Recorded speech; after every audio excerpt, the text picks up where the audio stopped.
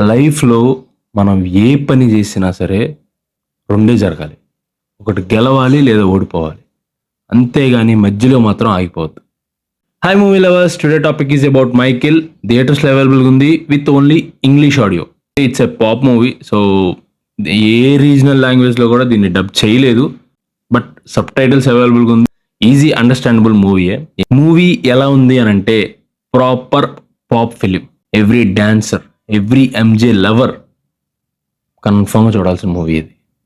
మూవీలోకి వెళ్తే 1960స్‌లో స్టార్ట్ అయిన మూవీని ప్రాపర్‌గా చూపిచ్చారు. అంటే మైకేల్ జాక్సన్‌కి వాళ్ళ ఫ్యామిలీకి ఉన్న బాండ్, అండ్ మైకేల్ జాక్సన్ ఎలా స్టార్ట్ అయ్యాడు, అండ్ మైకేల్ జాక్సన్ ఎట్లా కొంచెం అంటే తన ఓన్ ఐడెంటిటీ ఎలా వచ్చింది.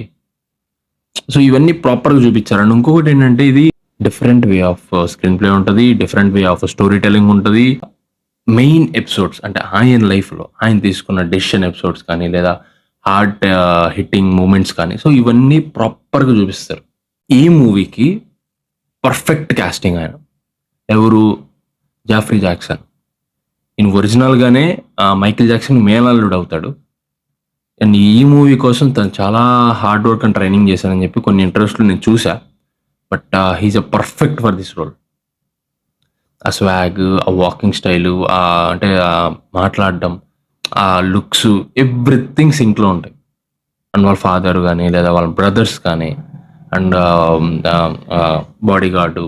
సో, వాళ్ళిద్దరి మధ్య బాండ్స్ ఏమి దీన్ని డైల్యూట్ చేయకుండా తీశారు సినిమాని. నాకు కొంచెం మైనస్ అనిపించింది ఏంటంటే క్లైమాక్స్ పార్ట్.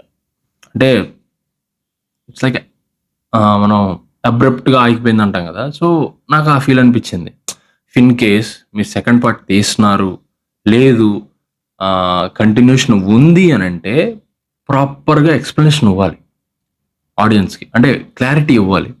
సెకండ్ పార్ట్ ఉంది అని. బట్ అబ్రప్ట్‌గా ఆపేసి సినిమాని కంటిన్యూస్ అనంటే పార్ట్ తీస్తున్నారా? లేదా?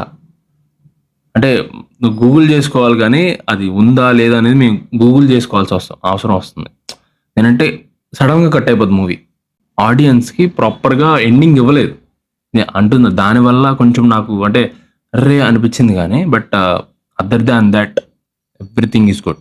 నాకు పర్సనల్‌గా బాగా నచ్చిన సీన్ ఏంటంటే, 'బీట్ ఇట్' సాంగ్ లిరిక్స్ రాస్తా ఉంటాడు మైకేల్ జాక్సన్. సో, అప్పుడది అంటే ఆ పర్టిక్యులర్ సీన్ ఒక ఈజీగా 3-5 మినిట్స్ ఉంటది. నాకది అనిపించింది. So, that's it. Don't miss this movie. Tata.